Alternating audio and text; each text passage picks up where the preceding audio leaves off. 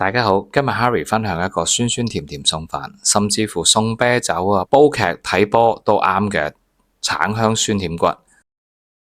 之前買啲橙返屋企食呢，以為好甜，點不知好似開盲盒咁，有啲甜，有啲酸，酸嘅簡直就唔食得嘅。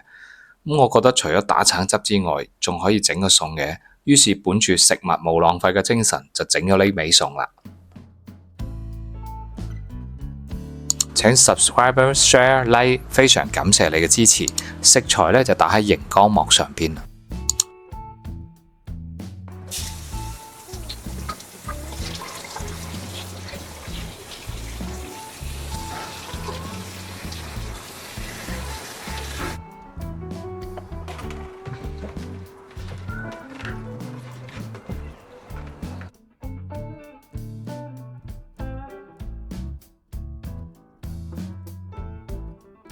排骨沖洗幾次之後呢，就用清水浸半個鐘以上，沖洗乾淨。其實骨頭就算浸10個鐘呢，佢依然會釋出血水嘅。我哋先諗辦法令到啲肉軟化，咁呢次呢，依然用果酸嚟處理。將雪梨洗乾淨之後切塊，唔要中間嘅雪梨心，唔使去皮。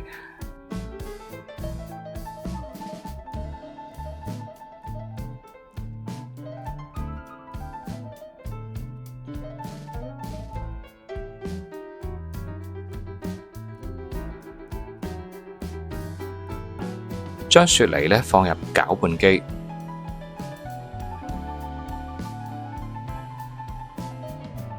再加入大概300毫升清水，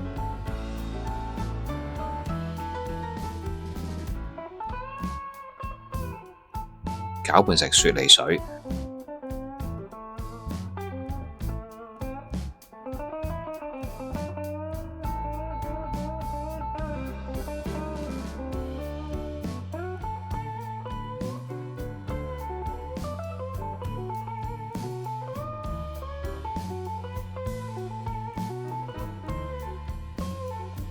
將雪梨水倒入去碗裏邊，浸過排骨，醃製3個鐘以上。醃製好嘅排骨清洗乾淨之後，用廚房紙吸乾水分。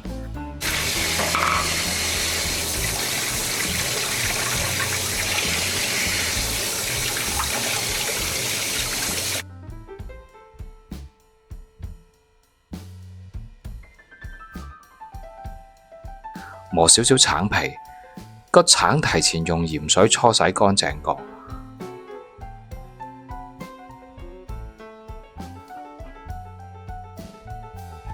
咁橙皮呢，就要用橙色個表面嗰部分，千祈唔好磨個橙皮底下白色嗰部分，嗰部分呢會有苦味嘅。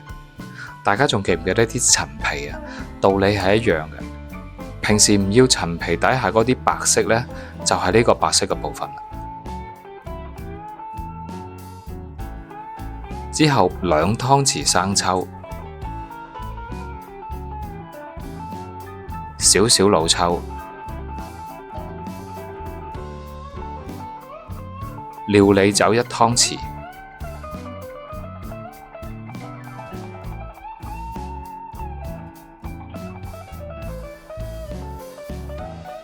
麻油1茶匙，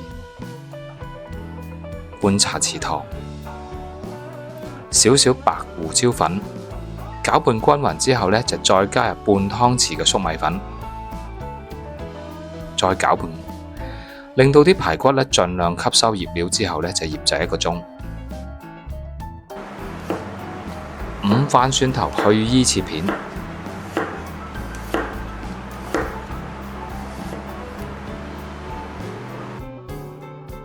中火開鍋落3湯匙油。油熱之後呢，就轉小火，落蒜片慢慢煎到金黃色。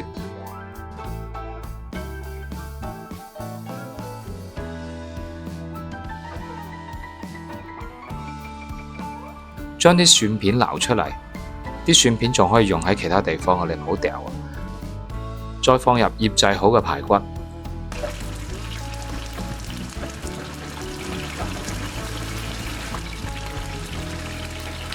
中小火煎，注意會有好多油彈起嘅，因為排骨裏邊仲係會有啲水分。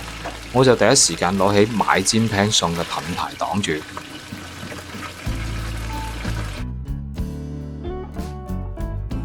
咁啊，每邊都煎到焦褐色，務求熟透。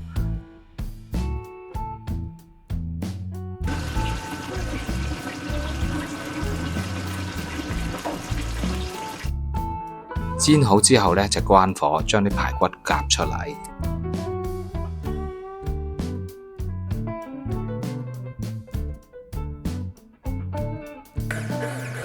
咁啊，調返個醬汁先。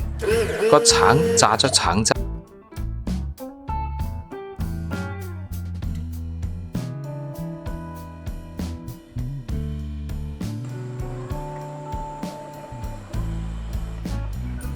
放30g 嘅冰糖，細火溶咗啲冰糖佢，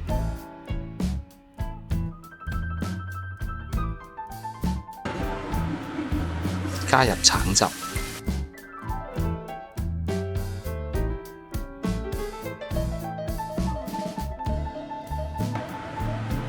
加一小塊陳皮，再加1茶匙嘅白醋同半茶匙鹽。試下味先，加減鹽呢嚟調製適合自己嘅醬汁味道。呢度呢，我多口講一下，橙汁最好呢喺調製醬汁嗰時先再去榨汁。如果唔係呢，放嘅時間太長呢，就容易氧化，嗰啲味道會變嘅。醬汁煮好之後呢，就倒入煎好嘅排骨。翻炒至醬汁基本上呢，就令到啲排骨吸收晒，咁就可以關火出鍋上碟。之前用果酸浸過嗰啲排骨肉汁呢，好鬆軟嘅，吸收咗橙汁呢，同埋些許陳皮嘅醬汁，就算經過煎炸呢，都唔會覺得油膩。我感覺800克嘅排骨係咪俾肉檔嘅老闆娘呃咗呢？點解冇食幾塊就唔見晒嘅？鍾意我視頻請 subscribe、share、like， 非常感謝你嘅支持。